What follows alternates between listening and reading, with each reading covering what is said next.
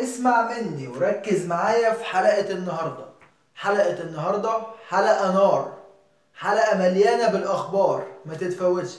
ولكن قبل ما أبدأ الحلقة هقول السلام عليكم ورحمة الله وبركاته. أعزائي المشاهدين والمتابعين من كل مكان، معكم محمد المصري برنامج السيد المصري.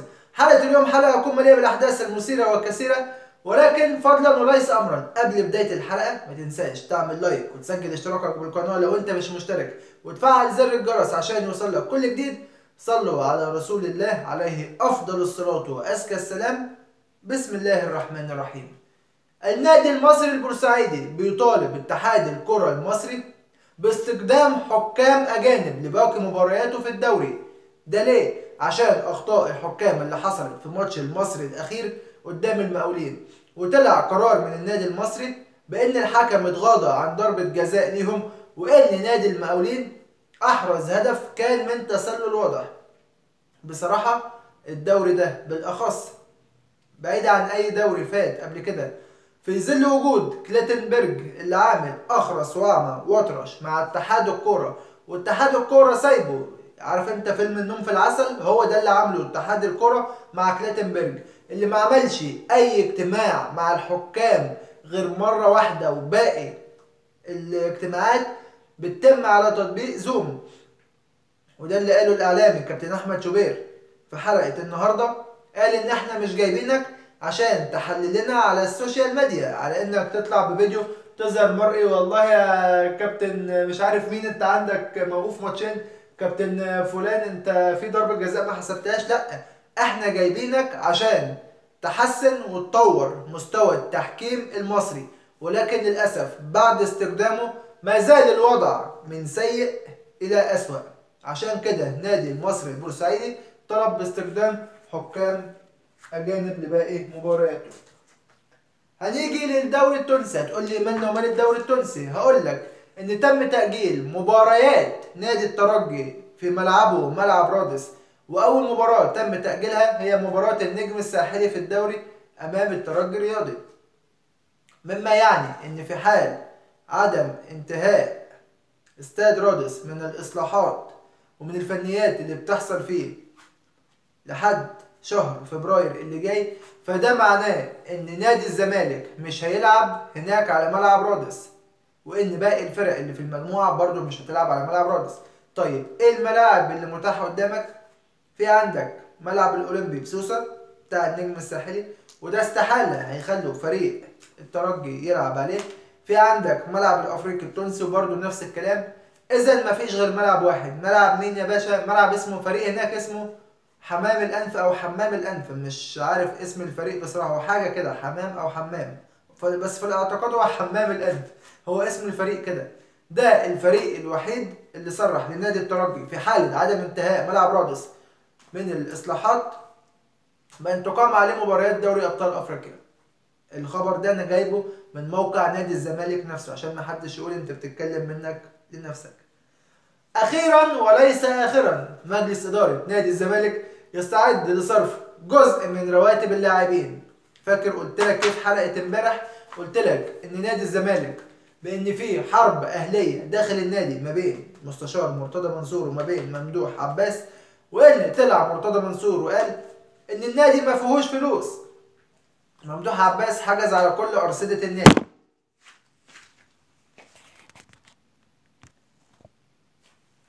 طيب منين تم الحجز على أرصدة النادي، وفي نفس الوقت منين صرفت فلوس للعمال؟ منين جبت لعيب زي ما ذكرت في فريق السلة؟ ومنين هتجيب صفقات في يناير اللي جاي؟ اديني عقلك. ده اخبار لنادي الزمالك. كمان عندنا خبر هيخص النادي الاهلي، بان مارسيل كولر وافق على اعارة كل من محمد محمود وعمار حمدي وزياد طارق ومصطفى ميسي، وقال ان النادي الاهلي مش في احتياج للعيبه دي حاليا، ومن الافضل ان تتم اعارتهم عشان يقدروا يحطوا رجلهم في الملاعب من تاني ويثبتوا نفسهم. ولكن انا شايف بصراحه ان حد زي زياد طارق وزي عمار حمدي لعيبه صغيره في السن ولكن خامه مبشره، يعني بصراحة المفروض يكون لهم دور موجود مع الفريق الأول، ولكن هي في الأول وفي الآخر قناعات فنية للمدير الفني زي ما بقول. كابتن أحمد حسام ميدو قال النهاردة إن شادي حسين هو أفضل المهاجمين اللي موجود في الأهلي حاليا، وإن شادي ما خدش الفرصة الكافية عشان يثبت نفسه، ودي فعلا حقيقة. شادي حسين شارك كام مباراة لحد من ساعة ما جه النادي الأهلي لحد دلوقتي؟ ما شاركش أعتقد في 3 أو 4 مباريات سواء في الدوري أو في أفريقيا. وقال أحمد حسام ميدو إن كان من ساعة ما كان موجود في نادي أياكس كان برضو المدير الفني، بما إن ميدو كان لسه رايح جديد، ميدو كان بيقعد احتياطي، ولكن في التدريبات واجتهاده وأيضا في المباريات بدأ يشركه كأساسي، ومن هنا بدأت انطلاقة ميدو في النوادي الأوروبية. هنيجي لنادي أوكلاند سيتي، الفريق النيوزيلندي اللي هيواجه الأهلي في كأس العالم للأندية. قال المتحدث الرسمي باسم نادي أوكلاند سيتي إن ما عندهمش أي خلفية لمواجهة النادي الأهلي حتى الآن، وإن مفيش أي خطاب رسمي وصل لهم، وإن كل اللي عرفوه إن هم هيقابلوا النادي الأهلي من عن طريق السوشيال ميديا. يعني يا راجل بالله عليك، الاتحاد الدولي لكرة القدم الفيفا قال كده، والاتحاد الأفريقي قال كده، والمباراة اتحددت يوم 1 فبراير. بالله عليك يعني انت لحد دلوقتي ازاي يعني بتقول انك ما جالكوش تصريح او انه ما اتبعتلكوش دعوه؟ انا عايزك تقنعني كده، يعني اذا كان المتكلم مجنون يعني اذا كان فالمستمع عاقل، فعرفني بس وكده وقول لي ازاي ما جالكش تصريح. انتوا نادي يعني فرق اوكيانوسيا اللي بتلعب دي، يعني ممكن يكونوا مثلا بيقعدوا قعده عرب مع بعض. مين اللي هيروح المره دي؟ هتروح انت يا اوكلاند؟ اه هروح ماشي. السنه الجايه مين اللي هيروح؟ هتروح مش عارف مين؟ لا مش هروح، خلاص الفريق التاني هيروح. فانتوا تقريبا حوالي 6 فرق بتلعبوا ماتشين على اللي يصعد لكاس العالم للانديه. هتتكلم عن حجم النادي الاهلي وقيمه النادي الاهلي وانك تقلل من النادي الاهلي؟ فده يعني احنا بنرفضه رفض تام، لان النادي الاهلي هو اكتر الفرق في العالم شاركت في بطولة كاس العالم للأندية، واكتر فريق بعد ريال مدريد حصل على ميداليات في بطولة كاس العالم للأندية ايضا. غندوريات كابتن خالد الغندور قال ان في مشكلة بتحصل في التحكيم. ايه المشكلة اللي بتحصل في التحكيم؟ ان بيتم اختيار الحكام من قبل 3 اشخاص. مين هما ال3 اشخاص؟ قال لك كابتن محمد فاروق وكابتن ايمن دجيش. حد فاكر ايمن دجيش حكم الرايه اللي كان بشنب قصير وبشعر ناعم ده؟ وايضا الكابتن تامر دري. قال لك ال3 دول هما اللي بيختاروا الحكام، وان كلاتنبرج في اجازه من 5 شهور. ده الخبر ده لو صحيح ده تبقى مصيبه، دي تبقى مشكله.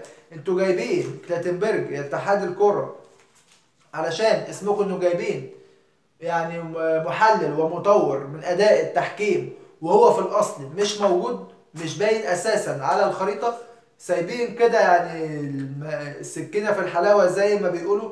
عشان كده عمرنا ما هنتقدم خطوه طول ما في فساد، طول بما ان مفيش متابعه، مفيش مراقبه، مفيش اهميه سواء للتحكيم سواء لفرق الدوري سواء لمصلحه المنتخب الاول. عمرنا ما هنشوف تقدم تاني للاسف للكره المصريه. في تعليق برضو تاني لكابتن احمد حسام ميدو قال ان النادي الاهلي لو جاب كريم بنزيما هيفشل. طيب ليه قال ميدو كده؟ قال لك عشان الاهلي بيحطم المهاجمين بتوعه نفسيا، زي محمد شريف زي حسام حسن وزي شادي حسين. انا قلت في الاول وفي الاخر هي قناعات مدرب. انا مقتنع بلعيب، انا شايف ان اللعيب ده اي نعم هو مركزه بس هيفيدني في مركز تاني هيأدي فيه افضل.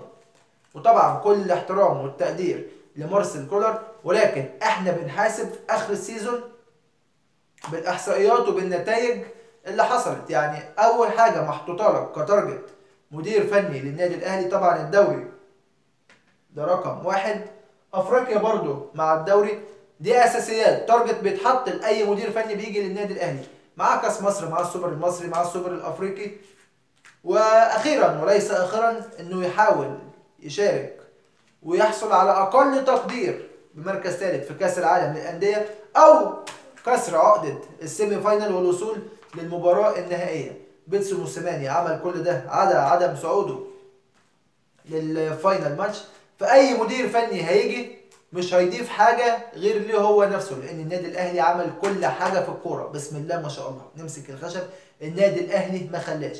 فاي مدير فني جديد هيجي ياخد بطوله دي هتضاف له في السي في بتاعه، مش هتضاف في تاريخ النادي الاهلي. ركز في الكلام اللي انا بقوله. وفي برضه كابتن خالد الغندور الثاني محروق جدا، شايط من اختيارات جريده وشوشه للاعيبه النادي الاهلي، لان كان حصل افضل حارس كان محمد الشناوي، افضل باك رايت اكرم توفيق، افضل محترف علي معلول، افضل مدافع عبد المنعم، افضل جناح حسين الشحات، افضل مهاجم محمد شريف، وافضل خط وسط كان حمدي فتحي. فازاي بقى كابتن خالد الغندور قالك ده الاختيارات كلها اهلاويه؟ على ما اتذكر من شهرين او من 3 شهور كان في برضه مجله عامله اختيارات في الدوري المصري، واختاروا كل اللعيبه من الزمالك عدا اليو ديانج، هو الوحيد اللي كان موجود من النادي الاهلي. فانت محروق ليه يا كابتن خالد؟ هم لما اختاروا لعيبه الزمالك شفت واحد من اعلاميين النادي الاهلي طلع اتحمق، طلع قال لك لا دي موجهه مش عارف ايه؟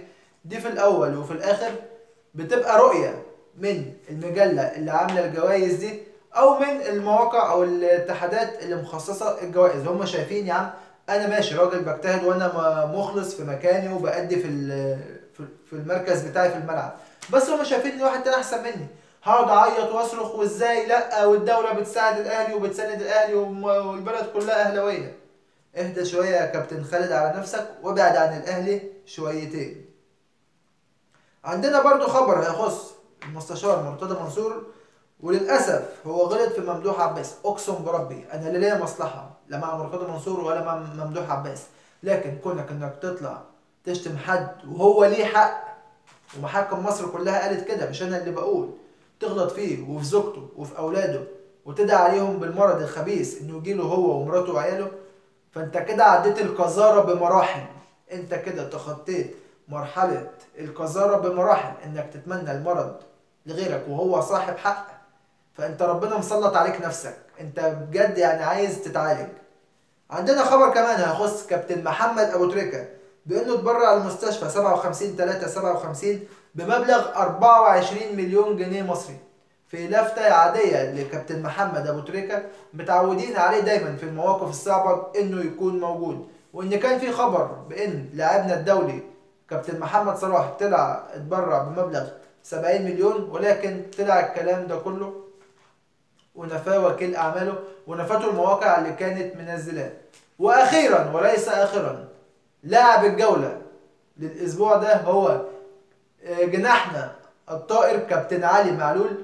كان داخل معاه في المنافسه احمد السيد زيزو ومصطفى فتحي، فاز علي معلول بنسبه كام؟ 96%. انت متخيل؟ مقابل 4% لزيزو ومصطفى فتحي 0%. وبكده بكون وصلت لنهاية الحلقة. لو عجبتك ما تنساش تعمل لايك وتسجل اشتراكك بالقناة وتفعل زر الجرس عشان يوصلك كل جديد. اشكركم والسلام عليكم، والى اللقاء في حلقة غد ان شاء الله. ولا تنسوا الدعم، كل الدعم لنادينا المفضل نادي القرن، النادي الاهلي.